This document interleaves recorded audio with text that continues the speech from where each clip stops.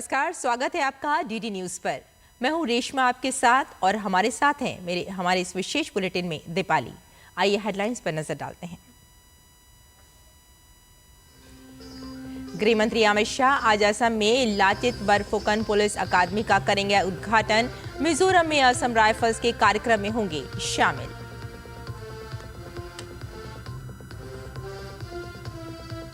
कश्मीर पर भारत ने संयुक्त राष्ट्र में पाकिस्तान को लिया आड़े हाथों, कहा पड़ोसी देश की कट्टर मानसिकता जग जाहिर।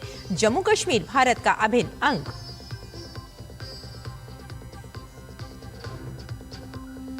रूस यूक्रेन युद्ध विराम पर पुतिन से बातचीत के बाद ट्रंप ने कहा अच्छी और सकारात्मक रही चर्चा, युद्ध जल्द खत्म होने की जताई उम्मीद।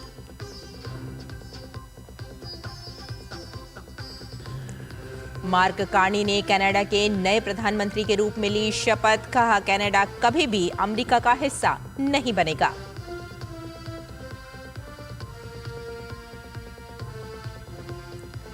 महिला आईपीएल का फाइनल मुकाबला आज दिल्ली कैपिटल्स और मुंबई इंडियंस के बीच खेला जाएगा खिताबी मुकाबला।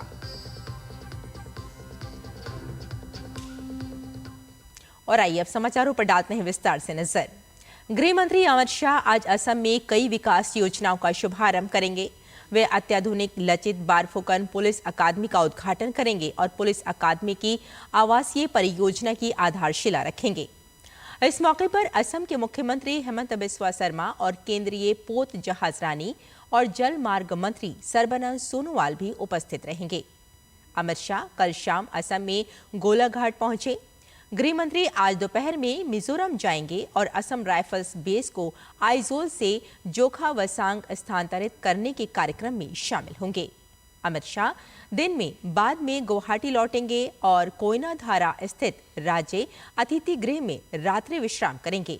रविवार की सुबह गृह मंत्री all Bodo students union ABSU के 57वें वार्षिक सम्मेलन को संबोधित करने के लिए असम के कोकराझार जिले के डोटमा के लिए रवाना होंगे। शाह दोपहर में गुवाहाटी लौटेंगे और पूर्वोत्तर क्षेत्र के 8 राज्यों के मुख्यमंत्रियों के साथ भारतीय न्याय संहिता की प्रगति की समीक्षा करेंगे। प्रत्येक राज्य BNS के अब तक के कार्यान्वयन पर जानकारी प्रस्तुत करेगा। गृह मंत्री रविवार रात को नई दिल्ली के लिए रवाना होंगे।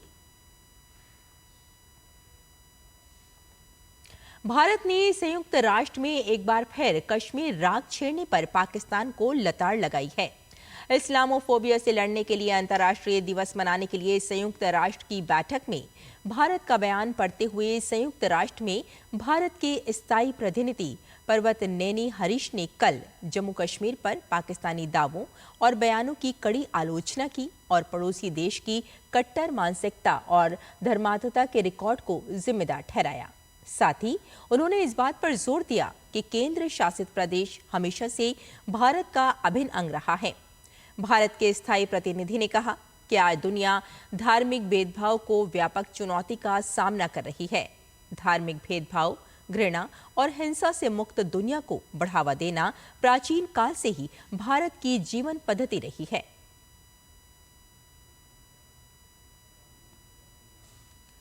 केंद्रीय रेल, इलेक्ट्रॉनिक्स और सूचना प्रौद्योगिकी मंत्री अश्विनी वैष्णव आज सुबह तमिलनाडु के एक दिवसीय दौरे पर चेन्नई पहुंचेंगे। वे तिरुवल्लुर में जेटवर्क इलेक्ट्रॉनिक्स के नए परिसर का उद्घाटन करेंगे।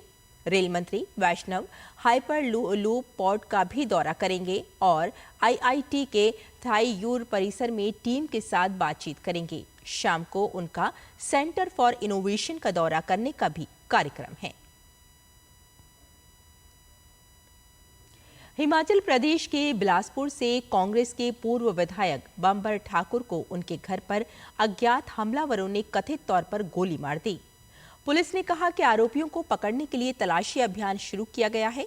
हमले में ठाकुर और उनके निजी सुरक्षा अधिकारी घायल हो गए। ठाकुर के पैर में गोली लगी है और उन्हें शिमला के Indira Gandhi medical college refer किया गया है, जबकि उनके निजी सुरक्षा अधिकारी को बिलासपुर स्थित एम्स ले जाया गया है। पूर्व विधायक पत्नी को आवंटित सरकारी आवास के प्रांगण में अन्य लोगों के साथ होली मना रहे थे, तभी 4 लोग आए और गोलीबारी शुरू कर दी। एक प्रत्यक्षदर्शी के अनुसार हमलावरों ने करीब 12 राउंड गोलियां चलाईं। पुलिस टीमें बनाकर आरोपियों को ढूंढ रही है। सीसीटीवी फुटेज खंगाली जा रही है। बब्बर ठाकुर की पत्नी के सरकारी आवास पर यह हमला हुआ है। बब्बर ठाकुर ने गाड़ी के पीछे छिपकर जान बचाई। पीएसओ ने बब्बर ठाकुर को बचाने के लिए 2 गोलियां खाई हैं।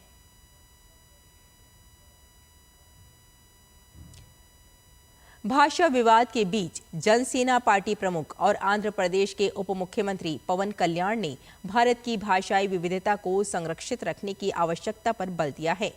पवन कल्याण ने काकीनाडा जिले में पार्टी के 12वें स्थापना दिवस पर कार्यकर्ताओं को संबोधित करते हुए कहा कि भारत को तमिल समेत कई भाषाओं की जरूरत है, न कि सिर्फ 2 भाषाओं की जरूरत है। उन्होंने कहा कि अपने देश की अखंडता को बनाए रखने और अपने लोगों के बीच प्रेम और एकता को बढ़ावा देने के लिए हमें भाषाई विविधता को अपनाना चाहिए। डीएमके का नाम लिए बिना उन्होंने तमिलनाडु के राजनेताओं पर पाखंड का आरोप लगाया और कहा कि वे हिंदी का विरोध करते हैं, लेकिन वित्तीय लाभ के लिए तमिल फिल्मों को हिंदी में डब करने की अनुमति देते हैं। और पंजाब के अमृतसर स्थित स्वर्ण मंदिर में एक व्यक्ति ने लोहे की रॉड से हमला कर दिया, जिससे 2 सेवादार और 3 श्रद्धालु घायल हो गए। घायलों में एक श्रद्धालु और एक सेवादार समेत 2 की हालत गंभीर बताई जा रही है। सीसीटीवी फुटेज की मदद से उसे पकड़ लिया गया और पुलिस को सौंप दिया गया। पुलिस के अनुसार यह हमला स्वर्ण मंदिर परिसर में श्री गुरु रामदास सराय में हुआ। इस घटना के बाद स्वर्ण मंदिर में श्रद्धालुओं की सुरक्षा को अलर्ट किया गया है। पुलिस ने चेकिंग बढ़ा दी है। आज विश्व उपभोक्ता अधिकार दिवस मनाया जा रहा है। ये दिवस उपभोक्ता अधिकारों और संरक्षण को बनाए रखने की आवश्यकता की एक आवश्यक याद दिलाता है। ये दिन सभी उपभोक्ताओं के मूल अधिकारों को बढ़ावा देने और उन अधिकारों का सम्मान और संरक्षण करने के लिए प्रोत्साहित करने का एक अवसर है। विश्व उपभोक्ता अधिकार दिवस पहली बार 1983 में मनाया गया था। विश्व उपभोक्ता अधिकार दिवस 2025 की थीम है स्थायी जीवन शैली के लिए एक उचित बदलाव। ये थीम सभी उपभोक्ताओं के लिए टिकाऊ और स्वस्थ जीवन शैली विकल्पों को उपलब्ध, सुलभ और किफायती बनाने की तत्काल आवश्यकता को दर्शाती है। साथ ही ये सुनिश्चित करती है कि ये बदलाव लोगों के बुनियादी अधिकारों और जरूरतों को बनाए रखे। रूस और यूक्रेन के बीच 3 साल से जारी युद्ध को खत्म करने के प्रयास के बीच अमेरिकी राष्ट्रपति डोनाल्ड ट्रंप और रूसी राष्ट्रपति व्लादिमीर पुतिन के बीच बातचीत हुई है। अमेरिका के राष्ट्रपति डोनाल्ड ट्रंप ने कहा कि रूसी राष्ट्रपति पुतिन के साथ उनकी चर्चा बहुत अच्छी और सकारात्मक रही है। उन्होंने उम्मीद जताई कि यूक्रेन में जारी युद्ध जल्द ही समाप्त हो सकता है। डोनाल्ड ट्रंप ने सोशल मीडिया मंच ट्रुथ सोशल में लिखा कि उन्होंने पुतिन से यूक्रेनी नागरिकों की जान बचाने की अपील की है। इस दौरान ट्रंप ने चेतावनी देते हुए कहा कि अगर ये युद्ध जारी रहता है तो ये द्वितीय विश्व युद्ध के बाद की सबसे भयानक तबाही होगी। साथ ही उन्होंने यूक्रेनी लोगों के लिए प्रार्थना करते हुए कहा कि भगवान सभी को आशीर्वाद दे। पूर्व केंद्रीय बैंकर मार्क कार्नी ने कनाडा के नए प्रधानमंत्री के रूप में शपथ ली और अब वे अमेरिकी राष्ट्रपति डोनाल्ड ट्रंप द्वारा शुरू किए गए व्यापार युद्ध, विलय के खतरे और एक संभावित आम चुनाव के बीच अपने देश को आगे बढ़ाने का प्रयास करेंगे। 59 वर्षीय कार्नी ने प्रधानमंत्री जस्टिन ट्रूडो की जगह ली, जिन्होंने जनवरी में अपने इस्तीफे की घोषणा की थी। लिबरल पार्टी द्वारा नया नेता चुने जाने तक ट्रूडो सत्ता में बने रहे। उम्मीद है कि कार्नी आने वाले दिनों या हफ्तों में आम चुनाव की घोषणा कर सकते हैं।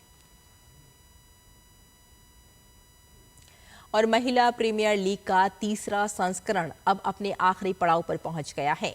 आज दिल्ली कैपिटल्स और मुंबई इंडियंस के बीच खिताबी मुकाबला खेला जाएगा। मुंबई के ब्रेबॉर्न स्टेडियम में खेले जाने वाले मुकाबले में दिल्ली अपने खिताब के सूखे को खत्म करने का लक्ष्य लेकर उतरेगी। वहीं मुंबई की कोशिश दूसरी बार ट्रॉफी उठाने पर होगी। हॉकी इंडिया द्वारा आज हॉकी इंडिया वार्षिक पुरस्कार 2024 के विजेताओं को सम्मानित किया जाएगा। दिल्ली में आयोजित समारोह के दौरान विजेता खिलाड़ियों को पुरस्कृत किया जाएगा। हॉकी के 32 खिलाड़ियों को 8 वर्ग में हॉकी इंडिया वार्षिक पुरस्कार के लिए चुना गया है, जिसमें सविता पुनिया और हरमनप्रीत सिंह का नाम भी शामिल है। तो हमारे इस विशेष बुलेटिन में फिलहाल इतना ही। मुझे और मेरी सहयोगी दीपाली को यहीं अनुमति दें।